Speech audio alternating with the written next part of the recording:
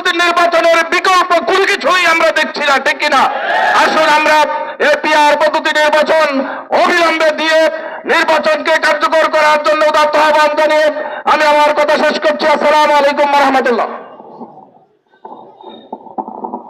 সংগ্রামী উপস্থিতি, এই পর্যায়ে বক্তব্য নিয়ে আসছেন বাংলাদেশ জামায়াত ইসলামী মনোনীত বুড়িচং উপজেলার সম্মানিত ভাইস চেয়ারম্যান পদপ্রার্থী জননেতা মাওলানা আব্দুল আউয়াল। জননেতা মাওলানা আব্দুল আউয়াল। আউযু বিল্লাহি মিনাশ শাইতানির রাজিম। বিসমিল্লাহির রহমানির রহিম।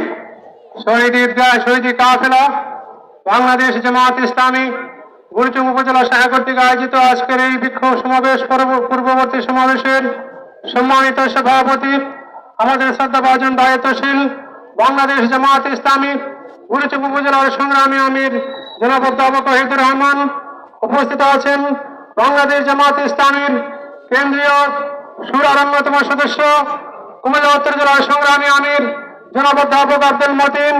উপস্থিত আছেন কুমিল্লা উত্তর জেলার শুরা কর্মপরিষদ সদস্য বুড়িচং থানার সাবেক আমির জনাব অধ্যাপক আব্দুল আউয়াল।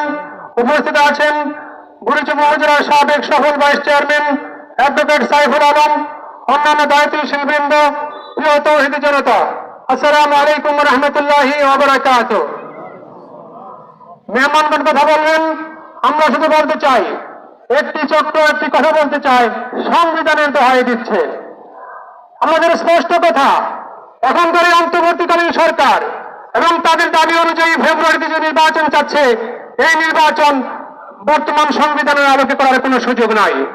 এই অন্তর্বর্তীকালীন সরকার এবং আগামী যে নির্বাচন, এই নির্বাচন একটি বিশেষ মুহূর্ত, বিশেষ আন্দোলনের ফসল। এই 24-এর আন্দোলনে যারা শহীদ হয়েছেন, আহত হয়েছেন, রক্ত দিয়েছেন, এই শহীদ এবং রক্তের বিনিময়ে এই অন্তর্বর্তীকালীন সরকার এসেছে।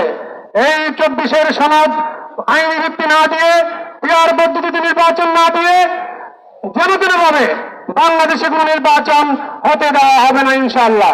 তাই অন্তর্বর্তী সরকারের কাছে আমাদের দাবি, সারা বাংলাদেশের দেশ ও জাতির স্বার্থে জামাত তথা বেশিরভাগ দলের দাবিকৃত 5 দফা দাবি অনতিবিলম্বে মেনে নিয়ে যথাসময়ে আগামী ত্রয়োদশ নির্বাচন বাংলাদেশে আয়োজন করার জন্য অন্তর্বর্তী সরকারের কাছে আহ্বান জানিয়ে আমার